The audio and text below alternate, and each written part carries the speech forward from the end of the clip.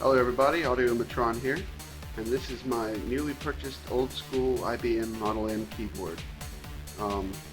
This particular one is about, let's see, it was manufactured in 1994. I don't know if you can see that. Blackberry's not exactly good at getting up close.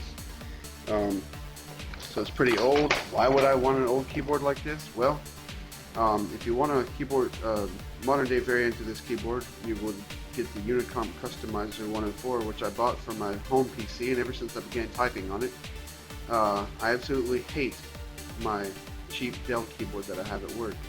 So I found this one for 20 bucks on eBay, but it's kind of dirty. As you can see, it definitely needs a little TLC. So this is going to be my take-apart video. Take-apart/cleaning video,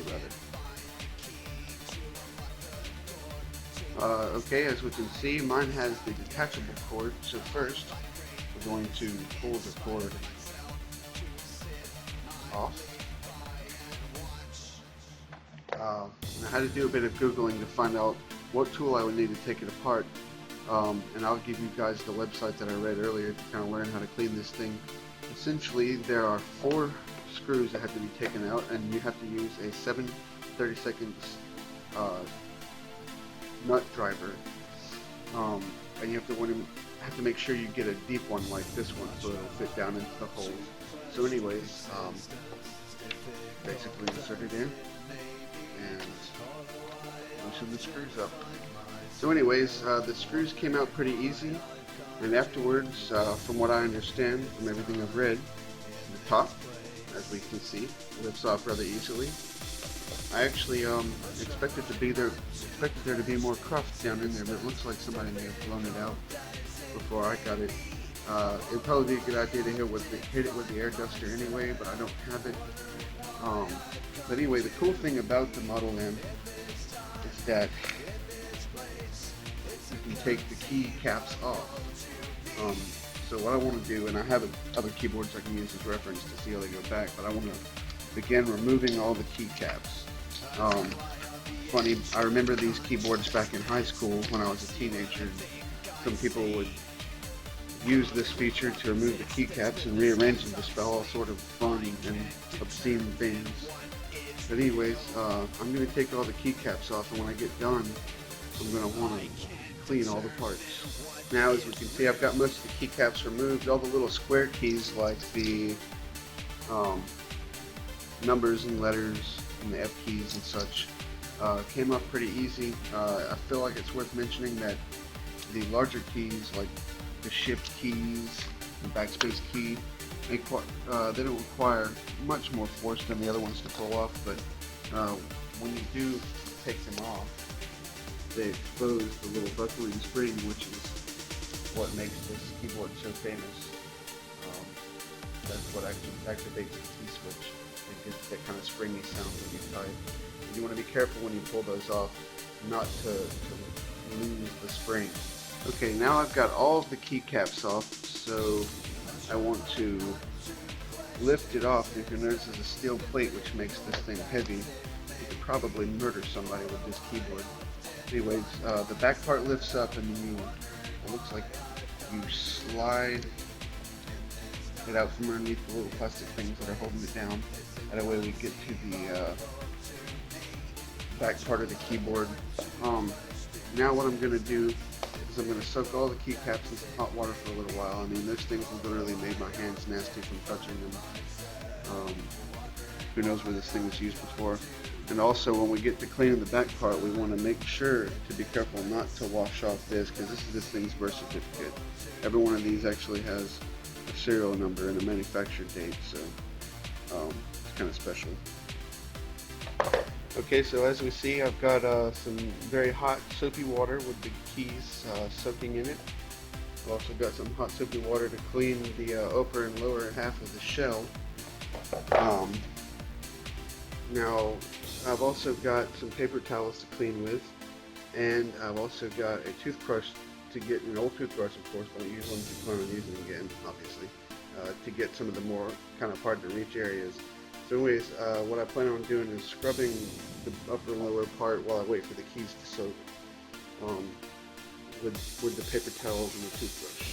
Basically what I'm doing is I'm taking these keys and cleaning them with the toothbrush because the keys have kind of a texture on them, and that's my helper John. He's helping me wash the buttons off, as he calls it. There's some texture on the keys, so I'm just kind of lightly scrubbing them with this old toothbrush and the soapy water to get some of the grime off, but the keys are starting to look pretty good over here compared to the way they were looking. Okay, now we've got the keys all scrubbed up and they're still sitting in the water, and over here we're waiting for the water to heat up. I'm going to use this colander and this big glass bowl here to rinse the keys off, and then I'll set them out on a paper towel to let them dry. What I'm doing basically is I set them off in the colander and squirted them a little bit with the water, and then afterwards, and what I did is I put a little bit of clean water in the bowl here, and then put the key caps down into the bowl. We'll let them sit, and then we'll kind of repeat that process a few times to get all the soap out of the key. Now I'm satisfied that the keys are good and rinsed off. I'm going to let them sit in that water a little while longer, and we're going to move over here. And I'm going to start washing the outer case off. I'm going to try to be careful not to get too much water on any of the parts that I don't want washed. I'm just basically hitting it with this thing, with the sprayer. And as you can see, I had to use the toothbrush to get some of the grime off of out of the little cracks. But it's turned out quite nicely. Anyways, when I wash the back side, like I said, I want to make sure not to get the things burnt so they can get away. Now I've got all the keys in the colander kind of drip drying there. I've got the outer case here. As you can see, I got my little helper here beating up on me behind the scenes.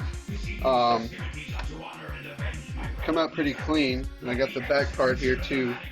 I've dried them off with a paper towel, but I'm going to let them dry off a little bit sitting there. I'll probably take a hair dry after a while. So now I've got all my keys dried off and sitting on the towel. Some of the keys that aren't just key caps, that actually have the stems attached, and I let them sit there and drip dry a little longer. They may have some moisture still in them. But now I'm ready to go ahead and put the main assembly back together. And if I didn't say it before, you don't realize how many keys are on a keyboard until you have to scrub them all and then dry them all individually. But really, I don't know, I've only been at this maybe an hour, so it's not too bad. And as we can see, the keys came out looking pretty good. I mean, they were grimy enough to get my fingers dirty earlier, but now they look practically brand new.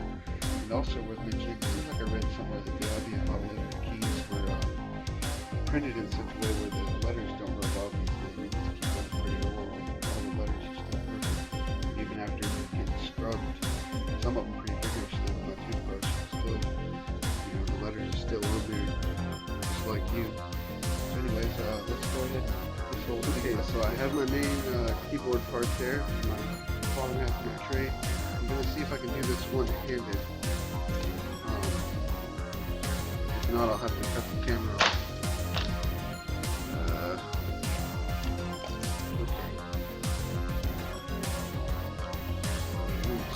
You know what? I'm going to have to use two hands. Okay, I've got the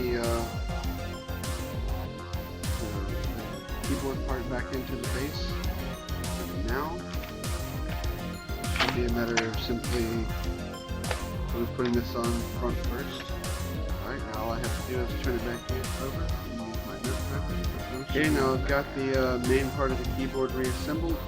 It's time to put the keycaps back on. And for reference, I will use my Unicom customizer since it's essentially the same, except that the customizer has Windows keys, and as we can see, this one does not. Okay, so here it is next to my customizer. As you can see, they look a lot alike. One's a different color, of course. So we're going to put on some keycaps, and my little helper is going to help me, and then we'll show it to you when we're finished. And now, ladies and gentlemen, we have a clean, crisp, nice IBM Model M. Of course, the moment of truth comes here in a moment. When we plug it up, I haven't even bothered to test this thing out, so I may have just spent like a couple of hours cleaning it in vain. But we shall see, and I'll thank my little buddy John for helping me put all the keys back on. It was fun, wasn't it, John? Uh-huh. Yeah, he thinks so. Alright, I've got the keyboard plugged up to the PS2 port. I'm turning the computer on. The lights just lit up. Well, there we have it. A squeaky clean Model M. And I've just hooked it up and tested it out and typed on it. Everything appears to be in good, perfect working order. And honestly, I can't say that there's much difference between my Unicomp customizer and this one. This one feels maybe a little more solid. But anyways, there we have it.